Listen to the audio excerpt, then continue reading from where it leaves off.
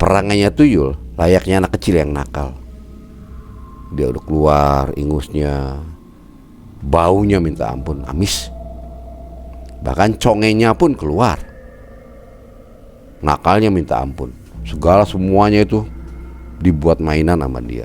Terkejut saat itu si Hansip melihat Juju, istrinya Cecep, sedang mengeluarkan payudaranya.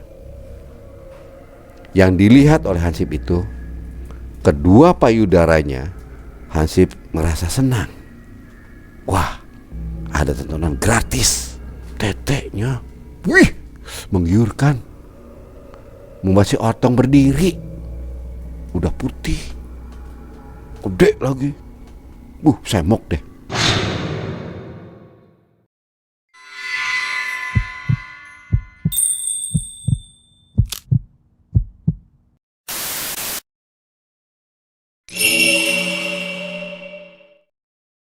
Assalamualaikum warahmatullahi wabarakatuh.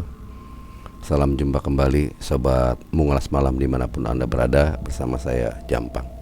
Saya doakan kepada kalian semoga dimudahkan dari segala urusannya, diberi kesehatan yang prima, dan diberkahi rezeki yang berlimpah ruah oleh Allah Subhanahu wa Ta'ala. Pada video kali ini saya akan menceritakan dari subscriber yang mengirimkan sebuah cerita, dan saya ucapkan banyak terima kasih sekali. Saya akan tayangkan cerita dari subscriber, khususnya yang akan saya ceritakan pada malam hari ini, yaitu pesugihan tuyul. Seperti apakah ceritanya? Nanti saya akan ulas sepenuhnya. Bagi Sobat Mengulas Malam yang baru bergabung, saya harap Anda aktifkan tombol loncengnya dan subscribe-nya agar tidak tertinggal video-video saya yang terbaru. Baiklah, Sobat Mengulas Malam, ini semuanya udah disamarkan ya, baik tempat maupun pelaku dan yang terkait dalam cerita ini, demi kenyamanan dan keamanan. Pada tahun 2002 kisah ini terjadi. Ada salah satu keluarga yang dimana kehidupan sehari-harinya dia adalah menjual jasa. Menjual jasanya yang suaminya Cecep itu selaku kuli panggul di pasar. Jadi selalu disuruh kalau ada bongkar muat ya, ada bongkar muat dagangan pasar, dia ikut. Kalau tidak ada ya dia tidak melakukan kegiatan apa-apa. Paling juga kalau ada yang menyuruh, dia lakukan pekerjaannya. Kalau tidak ada ya dia tidak dapat penghasilan. Namun ya lumayan, penghasilan hanya bisa untuk mencukupi kebutuhan sehari-hari. Begitupun istrinya. Istri dari Cecep ini, dia adalah menjual jasa juga, mencuci pakaian tetangga-tetangga, yang dimana kesehariannya dia untuk makan terkadang dari yang menyuruh untuk mencuci, memberi makanan, memberi nasi untuk mereka makan, karena upahnya minim.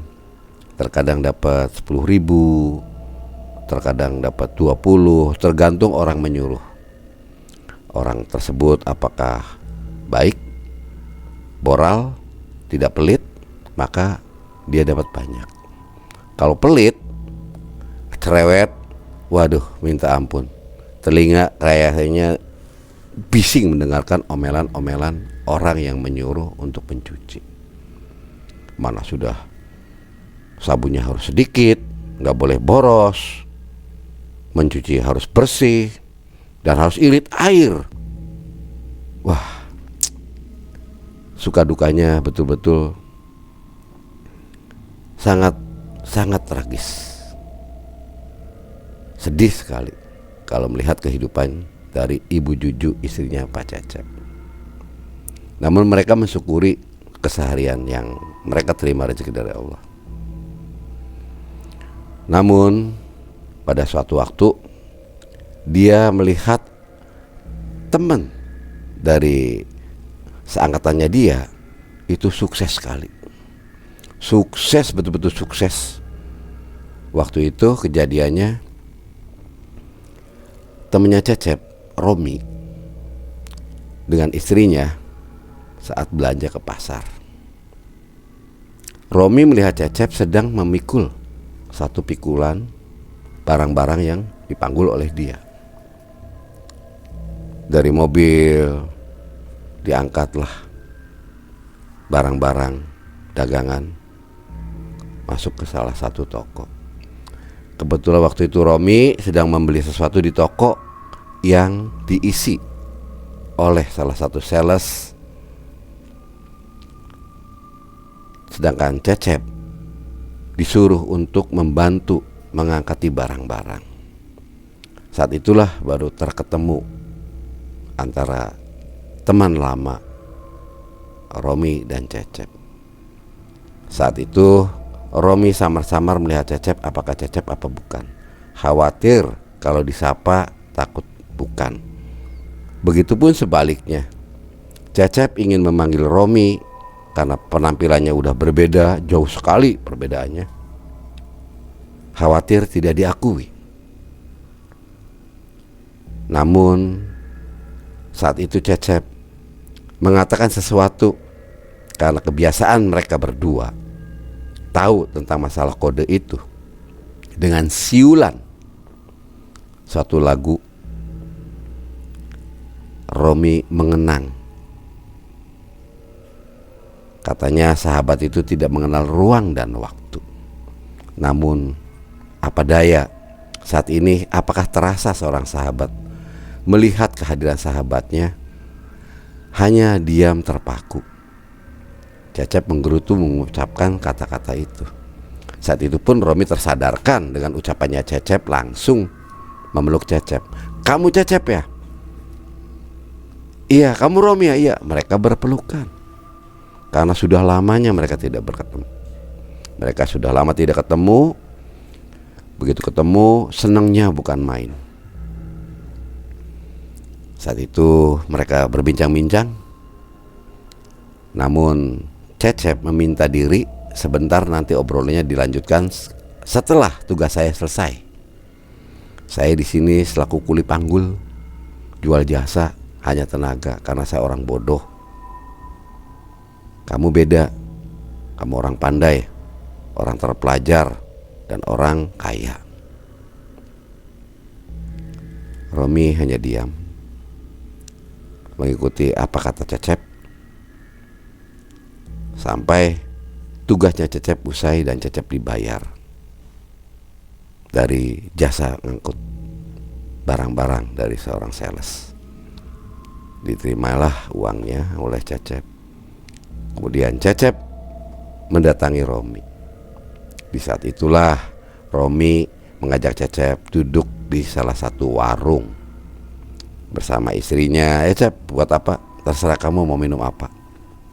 Barangkali belum makan, silakan. Barangkali kamu makan. Saya di sini hanya perlu kopi," kata Romi kepada Cecep. Lela, istrinya si Romi, hanya mengambil satu gelas air, yaitu aqua gelas. Mereka berbincang-bincang karena kangen, sudah lama tidak jumpa. Sampai waktu berlalu dan Romi pun pamitan pada Cecep. Romi memberi sejumlah uang kepada Cecep. "Cep, maaf, terimalah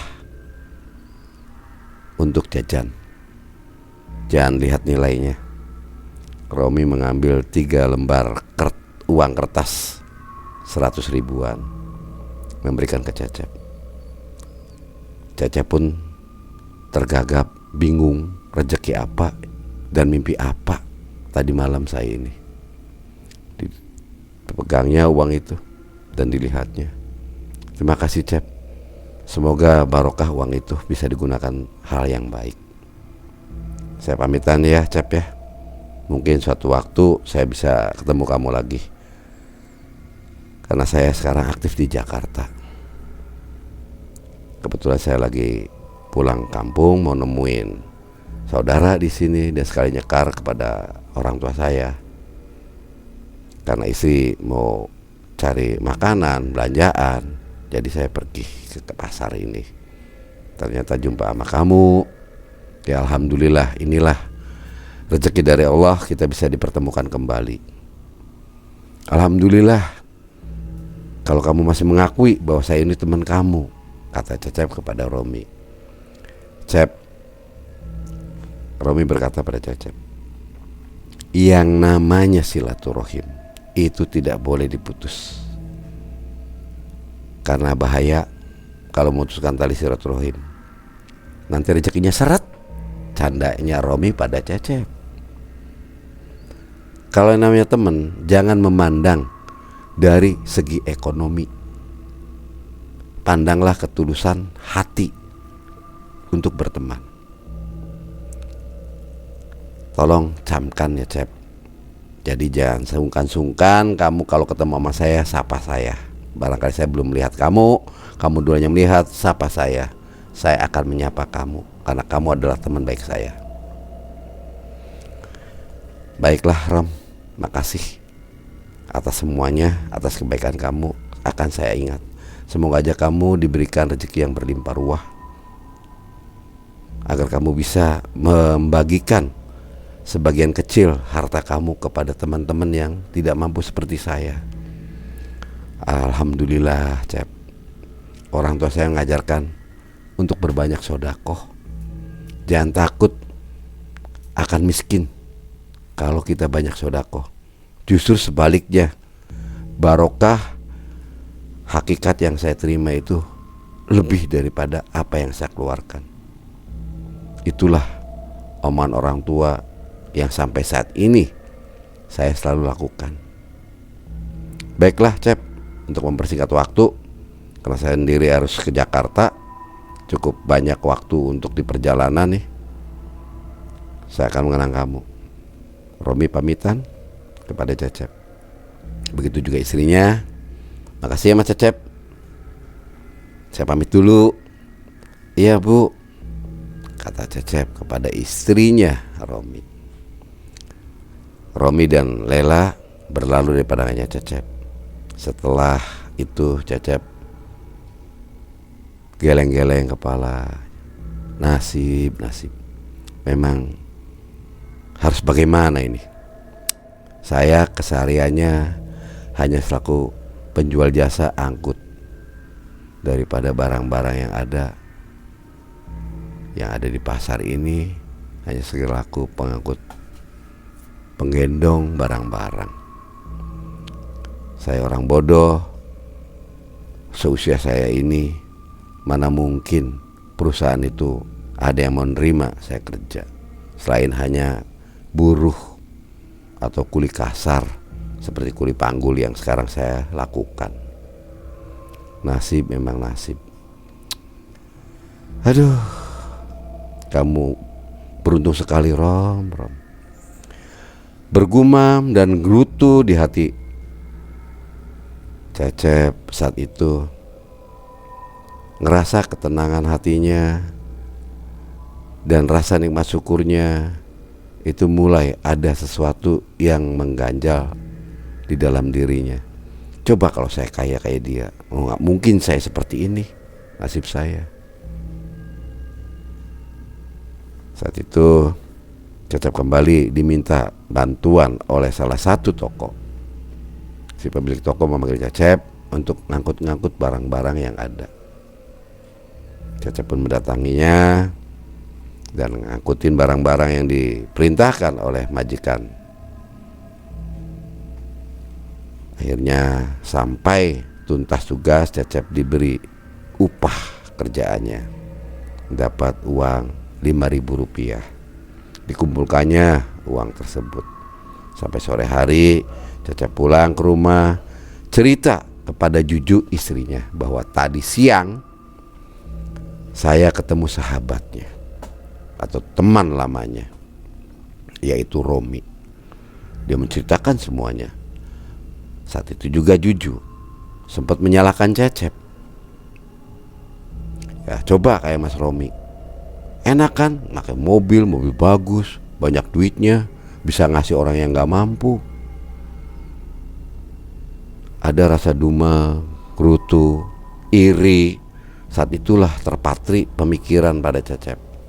Saya harus bisa melebihi daripada Romi. Saya harus merubah nasib saya, tidak seperti sekarang yang saya alami. Lamun ya Cecep, saat malam berlalu, tengah malam itulah Cecep terdiam, duduk di depan rumah sendirian sembari merokok, menghayal sedikit. Lamunannya dia menjadi orang kaya. Namun apa daya, hanya sebuah hayalan. Saat itu Cecep kehadiran orang yang tak dikenal. Dia jalan. Namun yang anehnya, saat disapa oleh Cecep, si orang tua itu mendatangi Cecep. Siapa ya? Sembari jalannya tangannya ke belakang. Kedua tangannya itu ada di belakang, di atas pantat, seakan-akan seperti menggendong sesuatu. Mendatangi Cecep. Bapak, belum tidur Pak?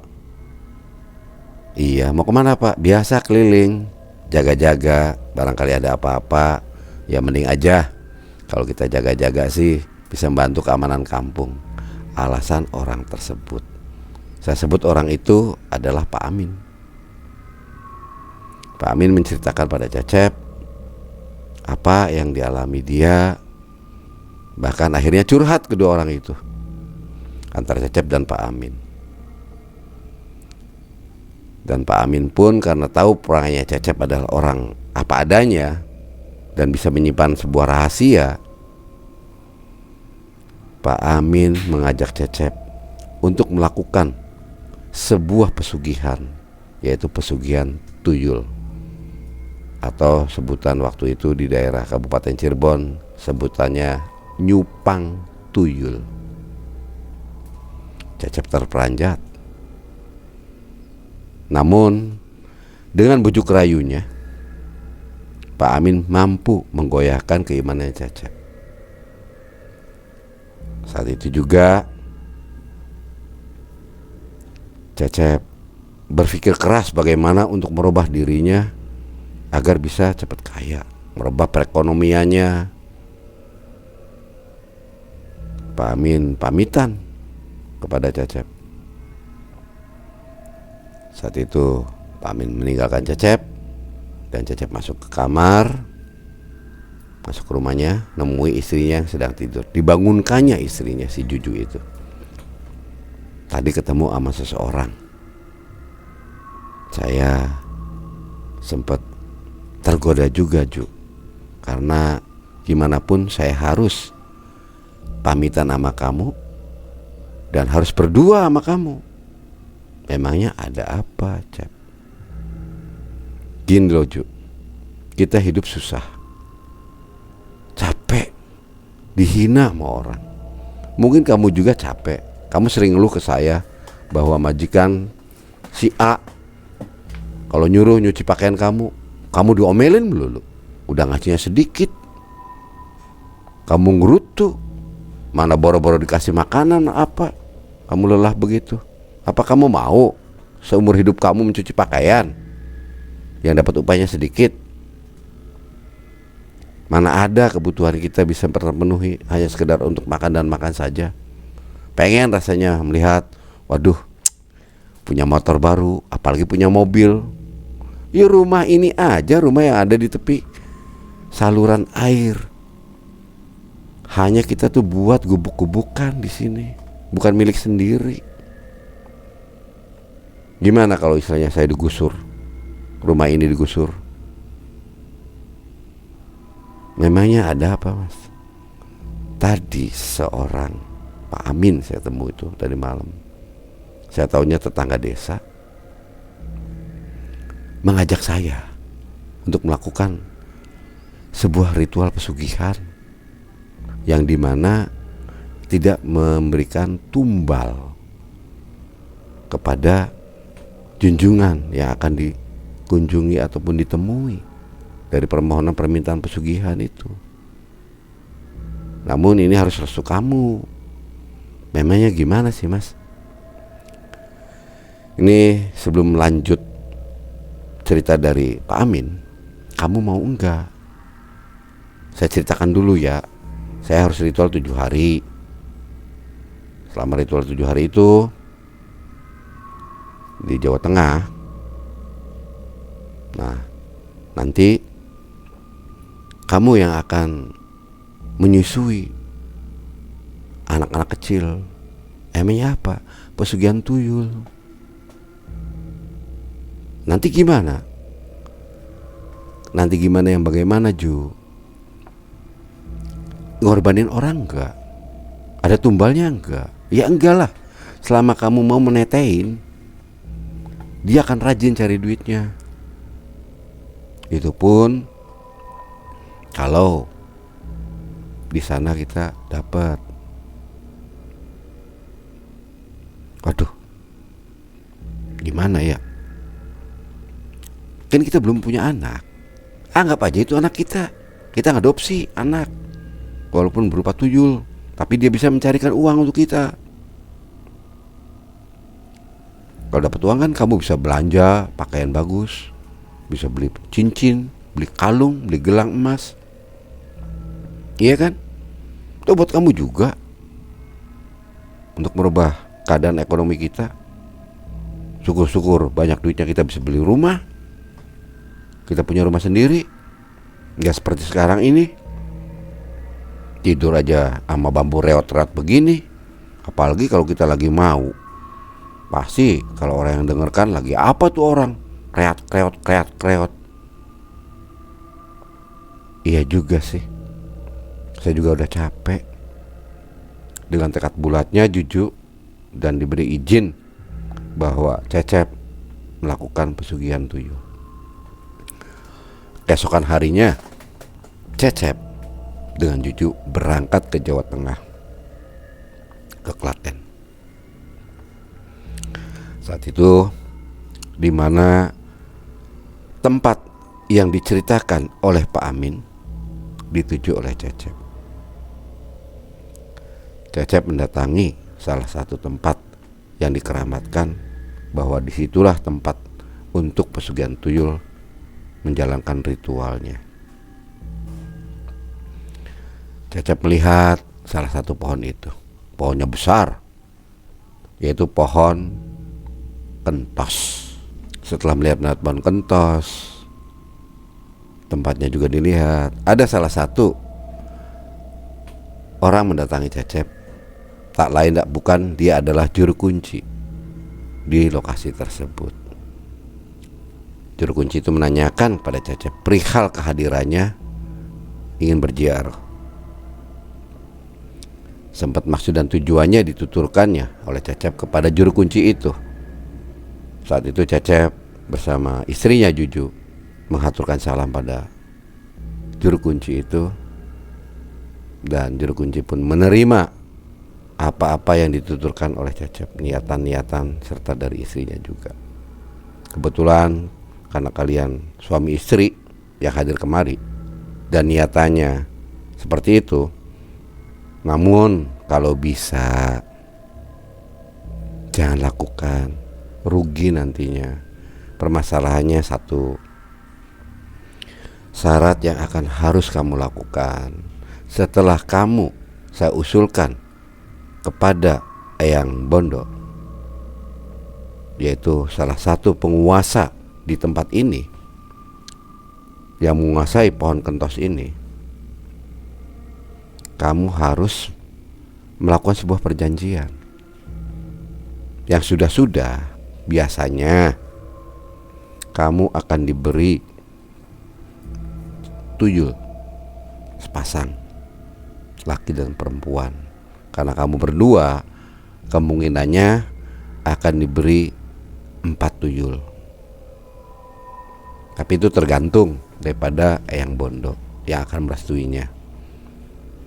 Namun setelah terjadinya perjanjian itu, kamu jangan sampai tidak melakukan apa syarat dalam perjanjian itu, agar kamu lancar mendapatkan apa yang diinginkan oleh kamu. Karena kamu memaksa ingin meminta pesugihan tuyul, itulah. Ya sudah, gimana caranya lah, saya nggak ngerti, kata Cecep. Ritual apa yang saya harus lakukan dan persyaratan apa yang harus saya sediakan. Juru kunci menceritakan semuanya, persyaratan-persyaratan itu, dan Cecep menyanggupinya. Dimulailah saat itu juga. Setelah semua persyaratan sesajian itu dikumpulkan, Cecep melakukan ritual selama 1 minggu. Cecep ditemani istrinya Juju menjalankan ritual bersama. Hari pertama dilalui sampai ke hari ke-7. Saat itu pun hadirnya Eyang Bondo menemui Cecep dan Juju. Saat itu terjadilah transaksi dalam perjanjian. Perjanjian dibuat, sepakat semuanya, yaitu Cecep harus melakukan selamatan selama 7 hari. Cecep menyanggupinya. Yang jelas seperti melakukan syukuran seorang bayi yang baru lahir selama 7 hari berturut-turut. Juju mengernyitkan kepala, keningnya terkenyit. Dia mikir uang dari mana untuk uang biaya selamatan. Namun ada sedikit tabungan yang Juju miliki dari hasil jerih payahnya dia menjual jasa selaku pencuci pakaian. Perjanjian itu sudah usai dan kembali Cecep keluar menemui juru kunci, menceritakan semuanya apa yang dialami pada saat ritual itu. Juru kunci pun tersenyum, kamu berhasil kalau begitu. Tolong persyaratan itu kamu harus lakukan kalau kamu ingin dibantu oleh tuyul yang diberi oleh Eyang Bondo. Baik Pak, saya pamitan dulu Pak. Mohon bantuan doanya agar sukses, tidak ada halangan. Saya pamitan karena saya sendiri harus menyiapkan semua apa yang harus saya lakukan dan siapkan untuk keselamatan. Saat itu Cecep bersama Juju pamitan ke juru kunci untuk pulang ke rumahnya. Perjalanan membutuhkan waktu banyak. Sampai saatnya Cecep tiba di rumah bersama istrinya. Saat itu pun Juju sibuk mencari sesuatu untuk persiapan selamatan. Tabungannya pun yang disimpan oleh dia dibuka, dihitung jumlahnya. Cecep pun merasa juga ada tabungan, maka dibukakanlah semua uangnya mereka digabungkan. Selama 7 hari ini uang ini mana cukup. Toh kita tiap hari bisa cari uang lagi. Jangan pusing-pusing, kata Cecep. Saya akan semangat untuk nutupin itu. Kalau tidak ya saya akan utang ke bos-bos itu yang punya toko. Ya udahlah, terserah aja. Atau udah kepalang basah. Saat itu pun 1 hari, 2 hari dilakukan selamatnya sampai ke 7 hari. Uang hasil pinjaman sebagian kecilnya karena kekurangan uangnya Cecep untuk menjalankan selamatan. Saat itu Cecep terkejut akan kehadiran 2 pasang tuyul, 2 perempuan dan 2 laki-laki. Datang langsung minta gendong. Perangainya tuyul layaknya anak kecil yang nakal. Dia udah keluar ingusnya, baunya minta ampun, amis. Bahkan congenya pun keluar. Nakalnya minta ampun. Segala semuanya itu dibuat mainan sama dia, dimain-mainkannya tempat itu. Setelah apa yang diinginkan sama dia, Cecep agak kewalahan untuk menanganinya. Satu persatu tuyul itu dididik oleh Cecep, dikasih tahu seperti apa yang diarahan daripada juru kunci. Keesokan harinya, awal pertama kali Cecep melakukan pesugihan tuyul, Cecep berjalan ke pasar. Namun warga pasar yang melihat Cecep itu beda penampilannya dengan kebiasaannya Cecep. Cecep biasa kalau berjalan tangannya tegap, biasa kumplang-kampleng. Namun ini berbeda, Cecep tangannya ke belakang.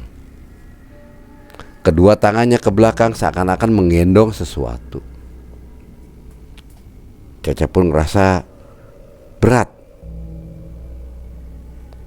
Melihat ke kanan ke kiri, keliling semuanya. Cecep mengelilingi pasar. Saat itu ada beberapa pedagang pasar yang kehilangan uang. Ngerasa uangnya baru melayani pelanggan, disimpan di laci. Saat mau dibutuhkan, uangnya tidak ada. Salah satu pedagang itu ribut, kehilangan uangnya itu, sempat kesel. Tak lama kemudian ada lagi pedagang sayuran, sama juga, bahkan sempat ingin ribut, ngobrol, adu argumen dengan si pembeli. Dinyatakan uangnya belum dikasihkan.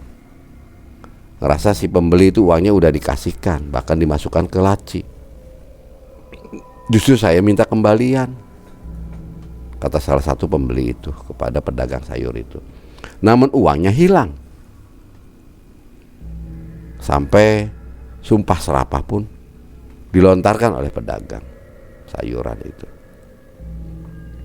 Namun karena saat itu ada salah satu petugas satpam, petugas keamanan, menghampiri dan melerai tentang permasalahan keributan itu. Usai sudah mereka bisa berdamai, dan muncul kembali pedagang kue kehilangan uangnya juga. Aneh kejadian ini. Cecep disuruh oleh pedagang toko yang biasanya Cecep menuruti apa perintahnya dia untuk ngangkutin barang-barangnya, sekarang Cecep menolak. Lagi tidak enak badan alasannya. Nanti lagi bu. Dia ngeliling terus jalan. Hari demi hari, pasar dibuat keributan tentang ributnya kehilangan uang. Bahkan salah satu pedagang mengatakan, ini ada tuyul, ini ada yang nyupang tuyul. Nggak mungkin kalau nggak ada, karena selalu hilang uang, ribut kehilangan uang. Ramailah, tiap hari ribut kehilangan uang. Hari demi hari selalu begitu yang terjadi. Namun kegiatannya Cecep ini sempat warga mengetahui salah satu hansip ataupun penjaga keamanan kampung saat dia ngeronda pada malam hari itu mendengarkan rasa ada orang yang sedang mengerang kesakitan, seakan-akan orang tersebut sedang bersetubuh. Didekatinya sumber suara itu ternyata rumahnya Cecep. Hansip itu mengintip dari celah-celah bilik bambu yang dimana rumahnya Cecep itu terbuat dari geribik ataupun bambu anyaman. Didongkeknya, diintip. Terkejut saat itu si Hansip melihat Juju, istrinya Cecep, sedang mengeluarkan payudaranya. Yang dilihat oleh Hansip itu kedua payudaranya. Hansip merasa senang. Wah, ada tontonan gratis. Diamati terus. Namun beda halnya dengan si Juju. Juju merasa kesakitan. Payudaranya diisep oleh keempat tuyul itu. Kedua payudaranya, salah satu daripada tuyul ada yang nakal, kadangkala putingnya digigit dan menjerit kesakitan. Namun kekhawatiran jeritanya itu terdengar oleh warga. Dia hanya mengerang, aduh, aduh, aduh, aduh. Hal itulah yang mengundang si Hansip ini ingin mengintip. Dikiranya sedang bersetubuh. Namun berbeda ceritanya. Setelah itu Juju menghentikan erangannya karena tuyul-tuyul itu sudah tidak menyusu lagi. Rasa sudah kenyang. Namun dilihatnya payudara mulai membengkak. Saat itu pun Juju menutup kembali payudaranya. Dan Hansip ini kabur takut ketahuan. Saat itu Hansip bercerita kepada temannya yang menjaga malam. Wih, besok kita intip lagi. Besok kita intip nih. Saya mau intip lagi. Kamu mau ikut enggak? Ada tontonan gratis. Asik. Kamu tahu kan Juju? Juju yang mana ya? Itu istrinya Cecep, yang kerjanya nyuci pakaian tetangga-tetangga. Kan cantik. Walaupun penampilannya kampungan karena pakaiannya lusuh, kurang bagus. Coba kalau didandanin, pasti cantik sekali. Molek bodinya. Iya emang ada pak? Salah satu Hansip menanyakan pada temannya.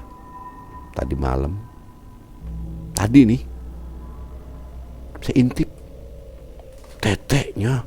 Wih, menggiurkan. Masih otong berdiri. Udah putih, gede lagi. Semok deh. Wah, kamu ada-ada aja. Beneran. Yuk besok kita intip lagi. Barangkali aja seperti tadi malam saya intip dia. Ya udah. Waktu pun berlalu. Keesokan harinya Cecep melakukan kegiatannya kembali. Cecep menyusuri pasar lagi. Ributlah kembali para pedagang pasar kehilangan uang. Operasinya tuyul-tuyul itu, keempat tuyul itu mengambil uang pedagang. Hari demi hari Cecep dan Juju sudah banyak uang dikumpulinya. Pada suatu malam, karena si Hansip ini udah janji ingin mengintip, saat itu juga diintip kembali. Namun berbeda. Tidak ada suara erangan, tidak ada suara apa-apa. Hanya suara dengkuran Cecep tidur ngorok. Sialan, salah satu Hansip memukul kepala temannya. Kamu katanya ada. Juju, mana? Nggak ada. Nggak nyetain. Mana tetenya? Satu obrolan itu tanpa disadari oleh mereka terdengar oleh Juju. Hei, siapa itu ngintip? Hansip itu kabur dua-duanya, takut ketahuan. Gak banyak bicara, mereka meninggalkan rumahnya Juju dan Cecep. Seakan-akan mereka tahu bahwa mereka sedang diintai oleh warga. Sehingga Juju menetai daripada tuyul-tuyul tersebut, yaitu selepas pada maghrib. tepatnya antar jam 9-an. Karena Hansip biasanya bertugas itu mulai dari jam 10 sampai pagi. Karena waktu meneteinya berubah, jadi kedua Hansip itu tidak bisa mengintip dan melihat kemolekan payudaranya Juju. Bahkan warga yang biasa menyuruh Juju untuk mencuci pakaian, sekarang Juju sudah menolak dan tidak mau mencuci pakaian lagi. Penampilan Juju berubah drastis, pakainya bagus-bagus, semakin mempertunjukkan kemolekan, keelokan tubuhnya Juju. Juju sudah berbeda dengan yang dulu. Dia pakai kalung emas, gelang emas, anting emas, cincin emas. Berubah total saja. Namun sayangnya Juju dan Cecep belum membeli rumah. Rumah tempat tinggalnya dia masih di situ.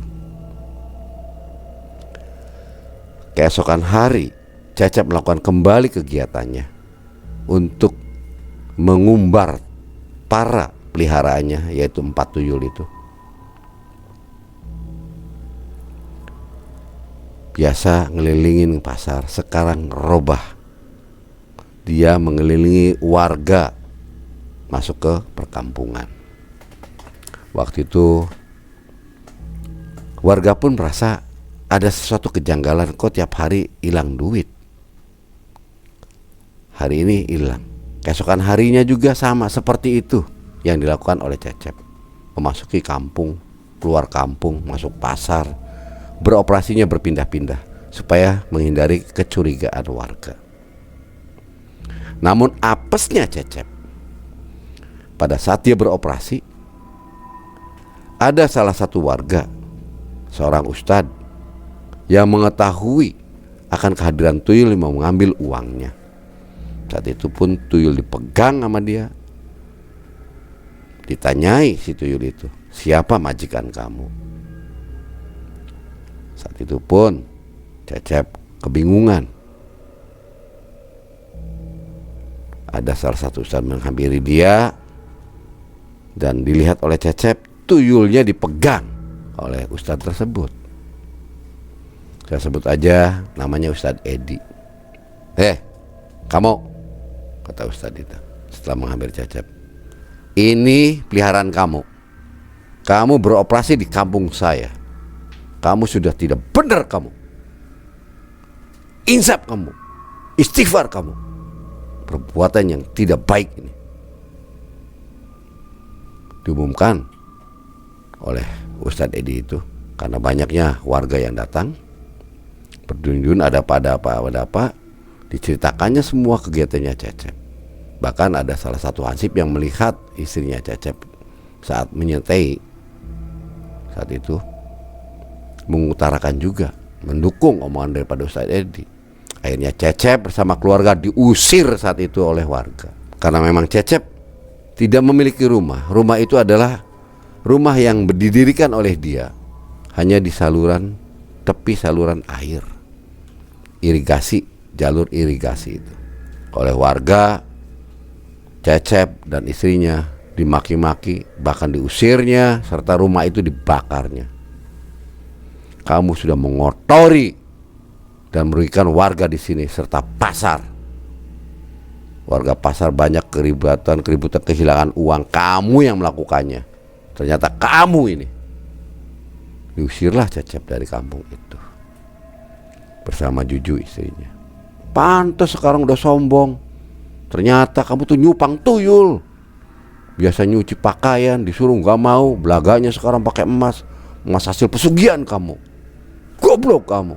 Salah satu ibu-ibu memarahi Juju.